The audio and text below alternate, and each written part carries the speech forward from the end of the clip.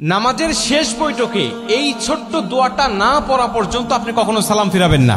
যতদিন আপনি বাঁচবেন, যতদিন আপনি নামাজ আদায় করবেন, ততদিন পর্যন্ত নামাজের শেষ বৈঠকে আপনি এই ছোট্ট দোয়াটা পাঠ করবেন, এরপরে আপনি সালাম ফিরাবেন।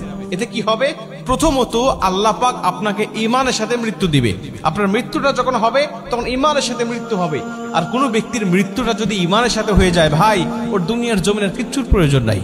কারণ শেষ মৃত্যুটা তার হয়েছে ইমানি অবস্থায়, মানে সে মুসলিম হয়ে, ইমানদার হয়ে সে দুনিয়া থেকে বিদায় নিয়ে চলে গেছে। ওর কবরেও শান্তি, পরকালেও শান্তি, হাসরে, মিজানে, ফুলসিরাতে প্রত্যেকটা ধাপে সে মুক্তি, এবং আল্লাহ পাকের কমপক্ষে 10টি পৃথিবীর সমান একটি করে জান্নাত তার জন্য আল্লাহ ওয়াজিব করে দিবেন।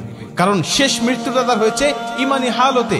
সাহাবীদের মধ্যে অনেকেই ছিল যারা শেষ অবস্থায় ঈমান গ্রহণ করে তারা জান্নাতি হয়ে গেছে। আবার অনেকেই আছে রাসূল সাল্লাল্লাহু আলাইহি ওয়াসাল্লামের সাথে থেকেছে, নবীজির সাথে নামাজ পড়েছে, কিন্তু সে মুনাফিক হয়ে, বেঈমান হয়ে শেষ বিদায় নিয়েছে। আল্লাহ পাক তাদের জন্য জাহান্নাম অবধারিত করে রেখে দিয়েছে। ঠিক তেমনি ভাবে মানুষের শেষ অবস্থাকে আল্লাহ পাক বিবেচনা করে। ঈমানদার হয়ে মৃত্যুবরণ করতে পারলে তার জীবনের কিচ্ছু প্রয়োজন নাই। এজন্য আল্লাহর কাছে এই দোয়াটা করতে পারলে আপনি ঈমানদার হয়ে দুনিয়া থেকে বিদায় নেবেন। 2 নম্বরের দোয়াটা পাঠ করলে আপনার কবরে আযাব আল্লাহ ক্ষমা করে দিবে। আপনার কবরে আযাব হবে না, কবরের মধ্যে কোনো ফিতনা হবে না। নবীজি বলেন, যে ব্যক্তি কবরের আযাব থেকে মুক্তি পেয়ে গেল, সব ধাপ থেকে সে মুক্তি পেয়ে গেল। কারণ কবর হলো প্রথম ঘাঁটি। এই ঘাঁটি থেকে মুক্তি পেয়ে গেলে আল্লাহ পাক সব ঘাঁটিতে তাকে মুক্ত করে দিবে এবং তাকে জান্নাত দান করবে। এবং 3 নম্বর হলো আল্লাহ জাহান্নামের আযাব থেকে, জাহান্নামের কষ্ট থেকে, জাহান্নামের পীড়া থেকে আল্লাহ তাকে মুক্তি দান করবেন।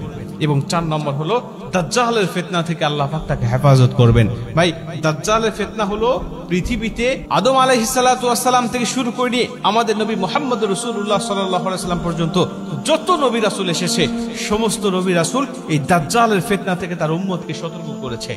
সমস্ত নবী রাসূল তার উম্মতকে বলেছে, দাজ্জালের ফিতনা নামক একটা ফিতনা দুনিয়ার জমিনে আসবে।